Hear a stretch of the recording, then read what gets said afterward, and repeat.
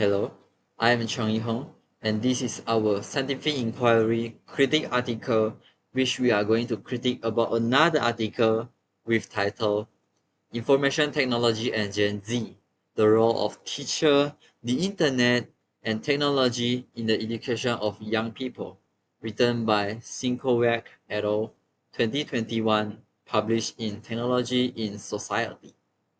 Let's meet our team. From left to right is Jonas Tan Wei, Chong Yi-hong, which is myself, Valerie Yap Lishin, Michelle Lominjie, and Tan Wei Hao. Our table of content have 9 sections, from introduction to conclusion.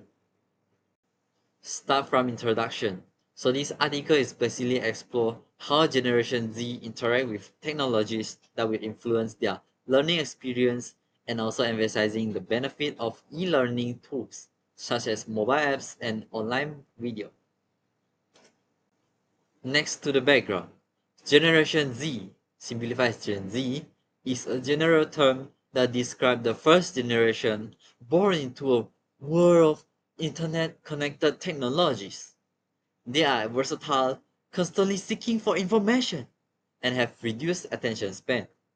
This article argued that technologies not only will enhance student engagement, but also learning outcome. It's argued that digital learning offers a learner-centered, self-paced environment, which is self-learning environment, and game-based learning will motivate students due to the goal and reward, while teachers is facing challenge by poor software skill, lack of suitable media, and insufficient support. In terms of methodology, this article utilized a questionnaire to investigate learning behavior and a method for them to seek for information for Gen Z. The sample is taken from 498 Indian pupils aged from 11 to 17 who actively engage in formal education and online learning communities. The participants respond on a 7-point Likert scale from 1 to 7, from I strongly disagree to I strongly agree, which is frequent determined questions. Topics covered private lessons, mobile application for learning English, and the use of audio video online material. Hi, I'm Jonas, and I'm going to be talking about the result and discussion part. So, basically, what techniques do they use to conduct the study? So, to ensure the validity of the questionnaire, a focus group of 23 pupils and 3 experts are used to make sure that everything is okay. And for the test, right, the post hoc test. So as you can see, the 3.108 for mobile apps, 2.679 for online videos, and 2.239 for the private lessons. In conclusion, the study shows that Gen Z use mobile apps the most. Why? This is because of the entertainment and the convenience that they offer. So as you can see, with the contribution, right, the study basically encourages the use and implementation of technology in education. Educators should adapt their teaching styles to include the modern technology. By combining it with traditional teaching with modern tools, it basically enhances the concentration. So the limitation is that the study does not take into consideration between paid and free content. And also, findings are based on Indian pupils, and they may not generalize universally. And also, self-reported data could introduce some bias into the mix.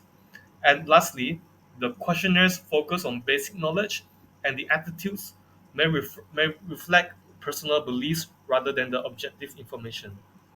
Hello, my name is Tan Wei Hao. As for my part, I'm going to talk about the critique for the first one, which is the methodology, limitation, and oversights.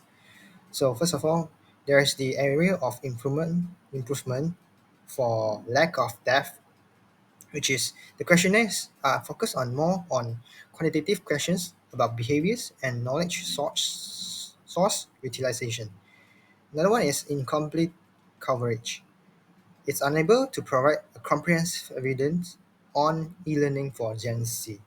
Next up, which is the limitation of sole use of quantitative questions. It fixed the unchangeable questions, limit representation of the real situation. Next up, it suggests supplementing with other qualitative and quantitative questions for increases persuasiveness. Lastly, it's about the integration of the qualitative questions. Qualitative questions enhance survey methodology validation. Its inquiry about teachers, incorporation of technology, and its effects of learning experience. It also combines participants' narratives with numeric data. That's all from me. Thank you.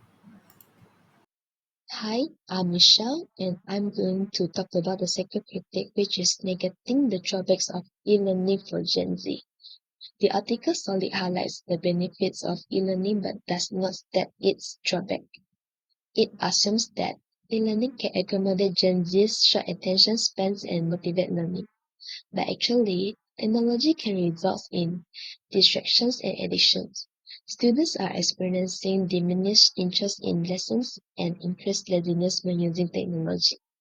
Excessive use of e-learning may reduce students' abilities to concentrate on their studies, causing a loss of attention. Also, the convenience of technology discourages independent thinking, fostering over-reliance on technology and diminishing self-sufficiency. For example, excessive dependence on ChatGPT or similar AI platform for answers and academic work can diminish an individual's critical thinking and ability to think independently. And that's it for me. Thank you. Hi madam, my name is Valerie. So I'm going to be presenting about the uncertainty of effectiveness of e-learning. So for the first one, benefits of e-learning, it can enhance engagement and gains more attention from Gen Z learners. And as for the limitations of this study, it lacks concrete evidence of effectiveness beyond subjective opinions, and it relies on a questionnaire with quantitative questions which limits capturing nuanced factors if affecting learning outcomes. And as for the interruptions factors in e-learning by Zhang 2020, the internal interruptions are often linked to the learning task, and the feelings of low interest, boredom, and frustration lead to engagement in unrelated activities.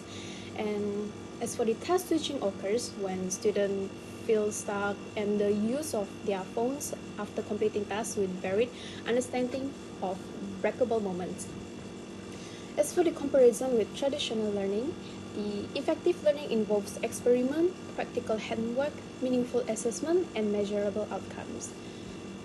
As for the impact of short videos on concentration by Muhammad Asif and Kazi 2024, 7 out of 10 respondents noticed decreased concentration on academic tasks after watching many short videos. And the consuming short videos can affect the attention span and focus of the Generation Z. Last but not least, the recommendations for future research incorporate experiment design and qualitative methods. In conclusion, while the study highlights e-learning benefits for Generation Z, it fails to address drawbacks and true effectiveness.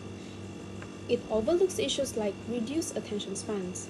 Future research should use experimental and qualitative methods to evaluate e-learning's impact on learning retention and outcomes compared to the traditional methods. That's all from us. Thank you.